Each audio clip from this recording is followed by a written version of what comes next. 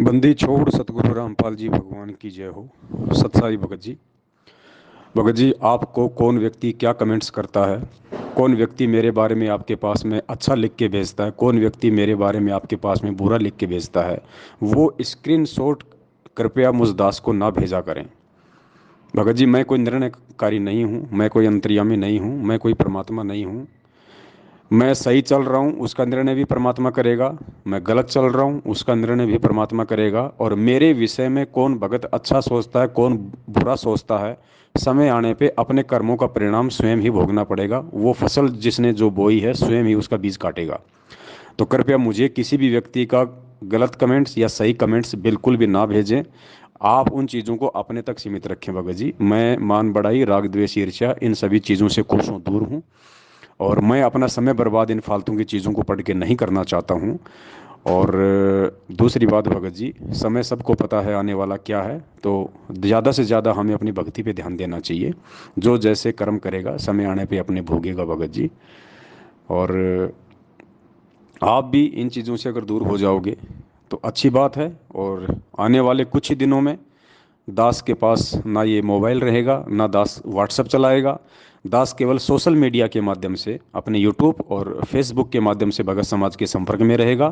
परमात्मा ने दास को जो सेवा दे रखी है, वर्तमान की घटनाओं के ऊपर वीडियो बना बना के भगत समाज को जागरूक रखने की, भगत समाज को चेताने की, दास केवल उसी सेवा तक सीमित रहेगा। जहाँ परमात्मा प्रेरणा करेगा, दास वीडियो बना बना के भगत भाई बहनों तक पहुंचाता रहेगा। मुझे इस बात से कोई लेना देना नहीं है, मुझे कोई परवाह नहीं है कि कौन भगत मेरे खिलाफ है, कौन भगत मेरे पक्ष में है। खिलाफ कोई हो जाएगा तो मेरा बाड़ बांका नहीं कर पाएगा, और यदि वो पक्ष में मेरे हो जाएगा तो मुझे अपनी भक्ति नहीं दे देगा। इसलिए मेरा किसी से कोई स्वार्थ नहीं है, मेरा किसी से कोई लगाव नहीं है। मैं तो अपने बाल बच्चों तक भी फालतू में कोई लगाव नहीं रखता फालतू का। मुझे परमात्मा प्राप्ति करनी है, मुझे सतलोक जाना है, मुझे ये राग द्वेष ईर्ष्या इन सब चीज़ों से दूर रहना है।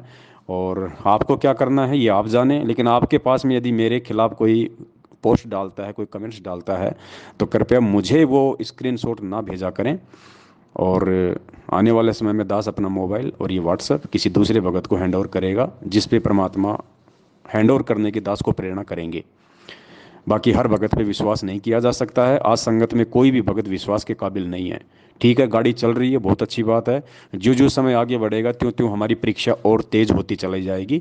बहुत कम होंगे जो परमात्मा के बच्चे जो इस मार्ग पे टिकेंगे, वरना ऐसे ही वर्षों संग रहने के बावजूद भी काल प्रेरणा से एक दूसरे के अंदर मन में दोष निकाल निकाल के इस परमात्मा से ऑटोमेटिक दूर हो जाएंगे। यही परीक्षा चल रही है। ये आथी गणिका और रविदास वाली परीक्षा समझ लेना वर्तमान में, जो इतना भी निर्णय नहीं कर सकते कि कौन भगत क्या है, कौन भगत क्या नहीं है, वो क्या भक्ति करेंगे, क्या सतलोक जाएंगे, क्या परमात्मा प्राप्त करेंगे। और बाकी भगत समाज से भी मेरी यही प्रार्थना रहेगी कि पुण्यात्माओं, अपनी भक्ति को बढ़ाओ, ज़्यादा से ज़्यादा परमात्मा की तरफ ध्यान रखो, परमात्मा के चरणों में ध्यान रखो। कोई हमारे खिलाफ अच्छा बोलता है, कोई बुरा बोलता है, ये दुनिया है, ये बोलेगी। आज देश का प्रधानमंत्री मोदी है, लेकिन उसके पक्ष में भी पूरा देश नहीं है। कई लाखों की संख्या में ऐसे लोग होंगे जो आज सोशल मीडिया पे उनके खिलाफ गंदे और भद्दे भद्दे पोस्ट डाल डाल के भेजते हैं। मोदी की तो छोड़िए, भगवान जो दुनिया का आत्म कल्याण करने के लिए 8 सितंबर 1951 को धरती पे प्रकट है संत रामपाल जी भगवान के रूप में, आज उनके लोग कितने पक्ष में है, कितने विपक्ष में हैं। 1% लोग भी पूरी दुनिया की जनसंख्या में से देखा जाए तो भगवान के पक्ष में नहीं है, बाकी दुनिया उनके विपक्ष में है। तो पुण्यात्माओं, विचार करो, आगे बढ़ो। राग द्वेष ईर्ष्या में उलझोगे, अपने पैर पे कुल्हाड़ी मार लोगे। ये समय नहीं मिलेगा। आने वाले समय में सेवाओं के लिए रोओगे, आंसू बहाओगे। आज जो तुम्हें सेवा मिल रही है ना दास के साथ में रह के थोड़ी बहुत, और जो तुम नखरे करते हो, कल को रोओगे मगरमच्छ के आंसू, वो घड़ियाली आंसू निकालोगे, कल को सेवा नहीं मिलेगी। और जो आज जो रिहर्सल चल रही है, परमात्मा यही देख रहा है कि कल को मेरे जाने के बाद भी तो मैं किसी न किसी भगत को खड़ा करके जाऊंगा, किसी न किसी आत्मा को तो इस मार्ग को आगे हैंडल करने के लिए मैं निमित्त बना के जाऊंगा।